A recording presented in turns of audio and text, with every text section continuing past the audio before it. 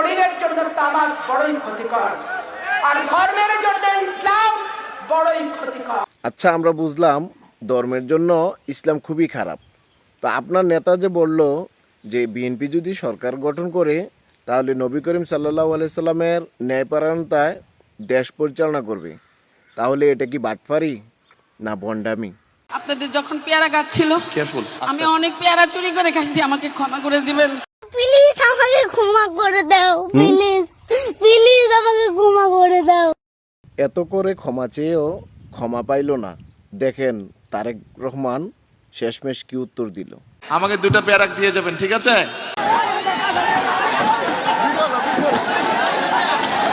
শেষমেশ পেয়ারার বাগ না পেয়ে ফজু পাগলার সমর্থকেরা চেয়ার ছোড়াছুড়ি শুরু করলো বিএনপির সমাবেশে এসে। আমরা ধানের শীষে ভোট দিলে আমরা জান্নাত পাবো, এটা আমরা বলতে পারি। আদর্শবান দল ধানের শীষের দল। ঘুরে ফিরে এসে আবারও সেই ধর্ম ব্যবসা, যেই ধর্ম ব্যবসাকে তারা মুখে মুখে বলে ঘৃণা করে, আবার তাদের কাছেই সেই ধর্ম ব্যবসা ফুটে ওঠে। ধানের শীষের বাইরে যদি কেউ নির্বাচন করার চিন্তা করে, কোন কেন্দ্রে কেউ এজেন্ট দিতে পারবে না। আপনারা আমাদের চোখের সামনে দিয়ে ওই জামাত রাজাকারকে ভোট দিবেন, আর আপনারা বাড়িতে শান্তিতে থাকবেন। ওই শান্তিতে কিন্তু আমি থাকতে দেব না। একজন কয় এজেন্ট দিতে দিবে না, অন্যজন কইতেছে বাড়িতেই থাকতে দিবে না। হায় আল্লাহ, দেশ কি মগের মুল্লুক হয়ে গেল? আমি যা বলবো এখানে তাই আইন, আল্লাহর হুকুম। ওই ইমাম সাহেব বান্ধে ফেলাবেন, একদম বেনামদার বান্ধে ফেলাবেন, যে বেটা তুই ইমামি করবি, ইমামতি করবি।